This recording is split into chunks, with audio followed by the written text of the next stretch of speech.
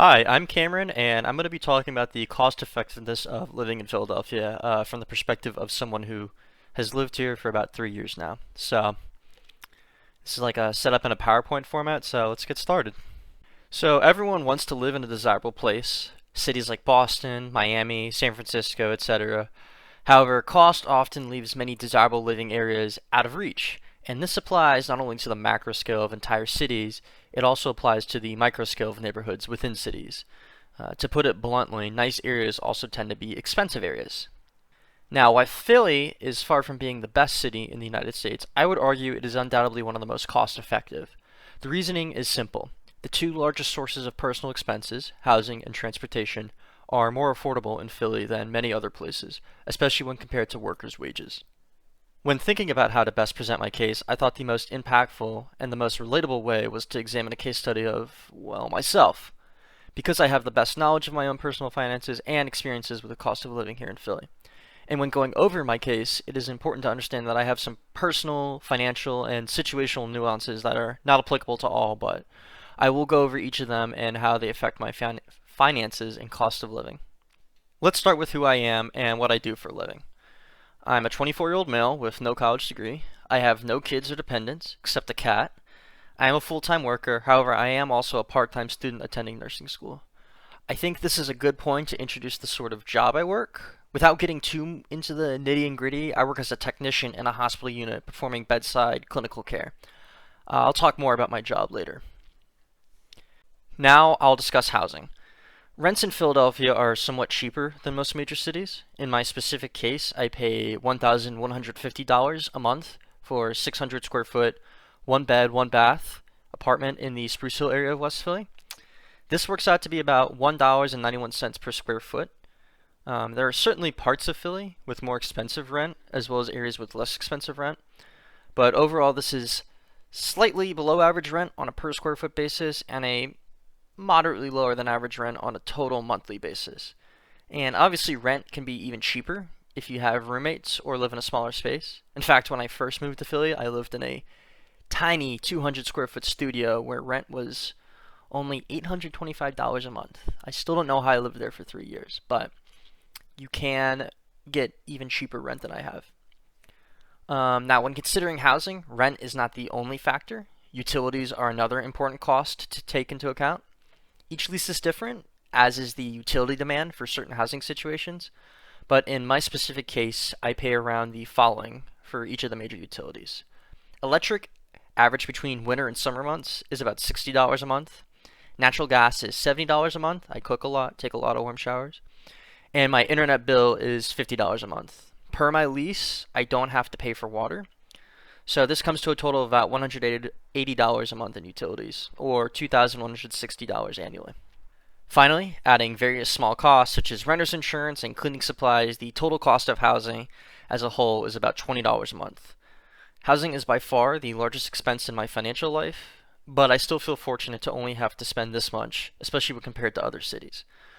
All told, rent, utilities, and other various housing related expenses annually come to a total of $16,200.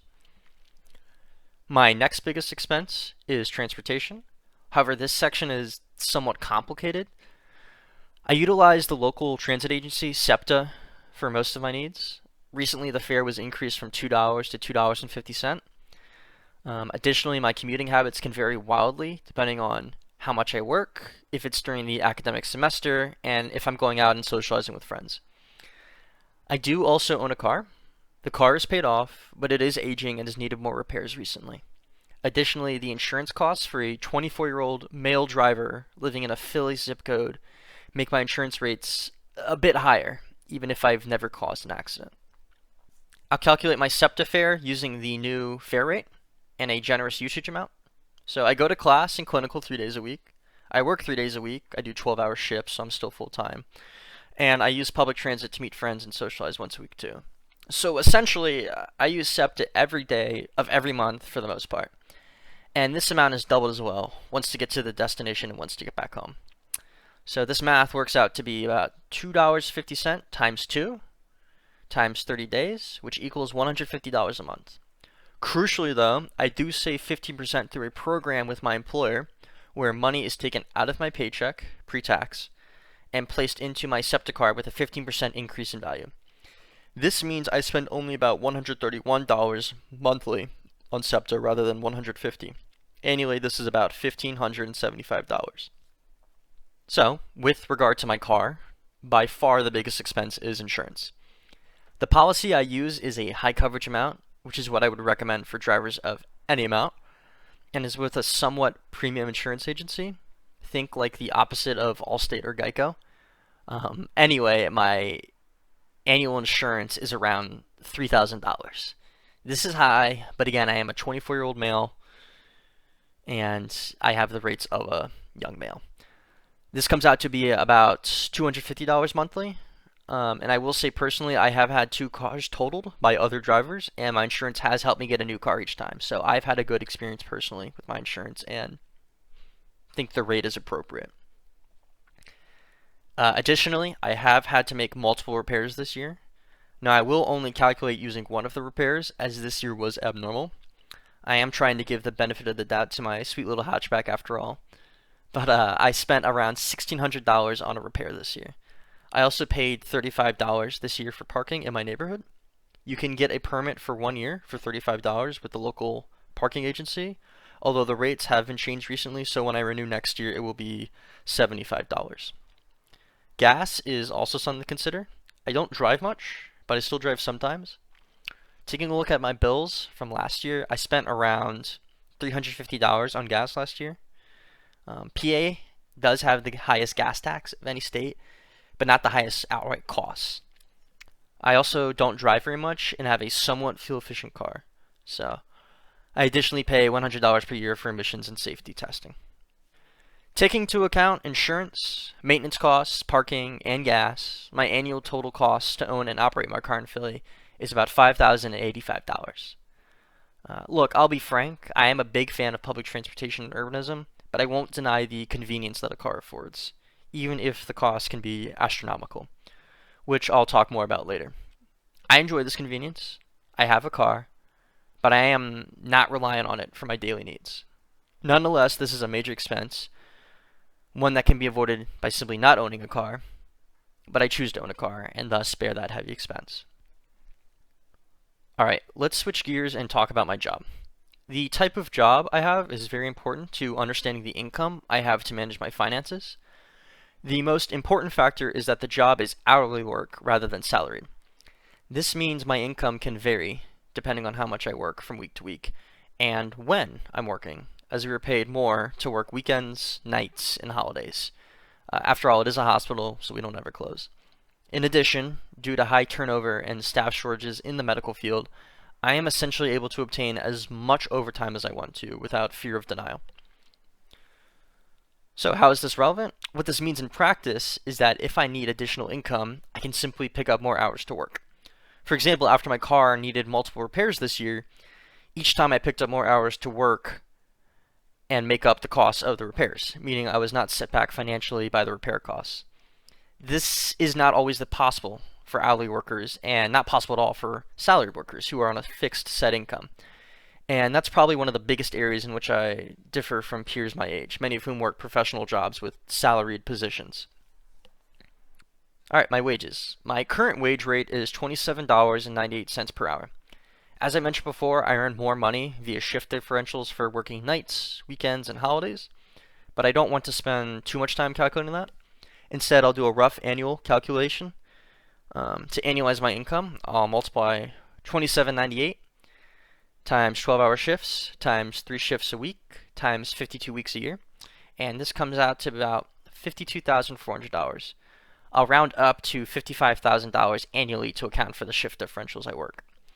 For perspective, the median household income in Philly was about $60,698 in 2023 according to a U.S. Census Bureau estimate. Another thing to consider is taxes. The federal income tax rate and income brackets are the same no matter which state and city you live in, so I'll ignore that for now. Pennsylvania's state income tax rate is currently a flat 3.07%, which is relatively low compared to most other states. However, living in Philly, you will also be subjected to a flat 3.75% income tax rate as well. This becomes an effective rate of 6.82% for state and local income tax. Still somewhat relatively low when compared to other state, local income tax rates though. My gross annual income is about $55,000. However, I save money with pre-tax deductions. These deductions are as follows. So the $1,572 via the public transportation credit for my work I referenced earlier, $825 a year for health and dental insurance, and a 4% contribution to a 403b retirement account, which amounts to about $2,200 annually. This totals to $4,597 in pre-tax contributions, meaning I have $50,403 of income that is taxable. So let's calculate how much money I actually take home. Taxes for my income are as follows: an effective 8.06% federal rate, a 7.65 FICA rate for Social Security and Medicare, a 3.07% state rate, and a 3.75% local rate. So altogether, my effective tax rate is 22.53%, meaning I take home $39,046. Now, obviously, if you want to live in Philly or already live here, how much money you get to take home from your job depends on how much you make and how much you contribute to pre-tax sources. This isn't how much money everyone takes home in Philly, this is how much I take home in Philly. So with $39,046 coming home, how do I use that money? Well, let's start with the expenses we already calculated. Housing is straightforward. My total housing costs, again including rent, utilities, insurance, etc., is $16,200. This amounts to 41% of my take-home income. Transportation is trickier. Because my transportation budget is allocated pre-tax, it is already sort of counted with the reduced tax burden, but I'll count it again for simplicity.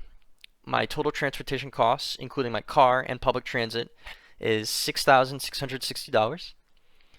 This means after housing and transportation costs, I have $16,186 to spend on everything else. Not a huge amount, but not meager either. Alright, the most obvious way to increase my available income is to ditch the car. I would immediately save about $5,085 a year and receive a large cash infusion from selling the car. Most of the cash would be put towards funds I'm saving for a house, but it would still be a welcome bump. Additionally, I would not have to worry about having thousands of dollars worth of an asset sitting on a public street, because when I first moved to Philly, my first car was sideswiped while parked on the street. I wasn't even in the vehicle. There was nothing that could have been done. And that peace of mind would be immense, not having that car sit out there. However, I would obviously not have the convenience of a car to use at my disposal when I need it. Now, car rental services do exist, and I do think they're a valid alternative for people who enjoy using a car from time to time, but don't necessarily need it every day. Okay, I mentioned earlier how the costs of a car can be astronomical, and I'll present a fictional but realistic case of how. So let's say you live in the suburbs, and you use your car for all of your transportation needs. Naturally, your costs for a car will be higher than mine because of higher usage. Everything from fuel, maintenance, insurance, all of that. And additionally, the car will likely be financed, as many don't have the ability to outright purchase a car. With this in mind, I went about calculating a total until I ran into a Bureau of Transportation Statistics source that gives a gross total per year of owning and operating a car. I'll include a link below. They concluded that the fixed cost was $8,318 annually, with about $3,000 in variable costs. We'll round up by about $700 to a nice even $9,000 annually for simplicity and to cut down on the variable factor. And the last thing to consider, for my specific case at least, is parking. The hospital I work at is at a downtown location, where parking costs lots of money.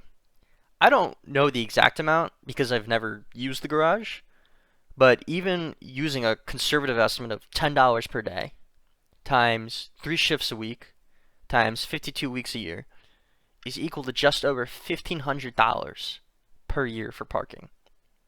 So just something to consider if you're working and driving to an urban workplace. Now if we continue along the suburban alternative case study, we have to also consider housing costs.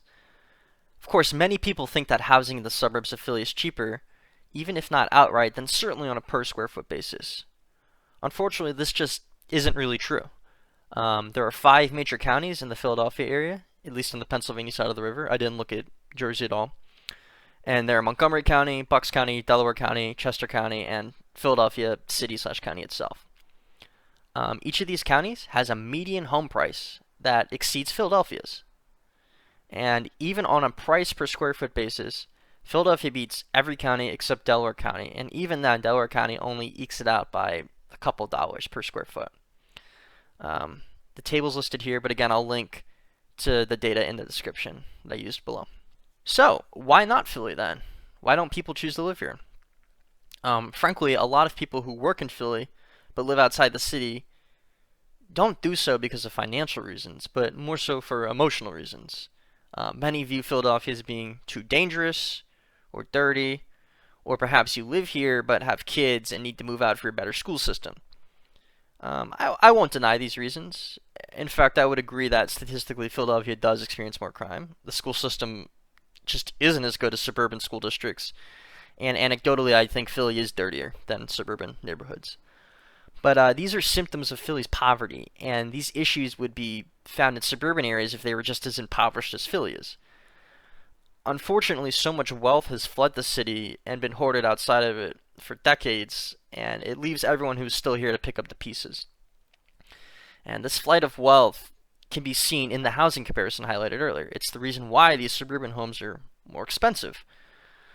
But what's left here in Philly is something that I, and many others, do genuinely enjoy, whether it be financially, socially, culturally, environmentally, or otherwise. There are many great reasons to enjoy Philly. So with everything in mind, I'll give some final few personal experiences and try to convince you why Philly is the place to be, especially if you're a young worker. I have friends who live in DC, San Francisco, New York, and other large cities who don't necessarily struggle with living in these cities, but certainly have to make financial and lifestyle sacrifices to live there. I think Philly is a place where you can have a decently high-paying job, coupled with lower housing and transportation costs, that allow you to have a comfortable and enjoyable city living experience. Philly is still the 6th largest city in the country, so there's plenty to do, plenty of amenities to enjoy, and if you really don't like being here, you're still a short trip away to New York and DC. You're along the Northeast Corridor. You have easy access to so many other places. Is Philly perfect? No, of course not. But it's a place where you can get ahead in life, yet still enjoy every day too. It feels like a lot of places are just one or the other. Sure, you can get ahead financially in life very easily by working your cushy remote job in a small apartment in a shrinking small town, but what is there to enjoy? You're just saving up money. On the flip side, sure, you can live and work in New York City, enjoy all that it has to offer, but how much are you going to be able to save? How long can you stay there before you start to worry about your financial future, when you have almost no savings because it's been eaten up by rent? I say this: don't choose one or the other. Choose a place that lets you enjoy life and not worry about your future. Choose both. Choose Philly. That's my pitch to you. Anyway, these are all the thoughts I've had. Apologies if anything's wrong, but I think this is a pretty fair and honest look about what it's like here living in Philly. So, thanks for watching.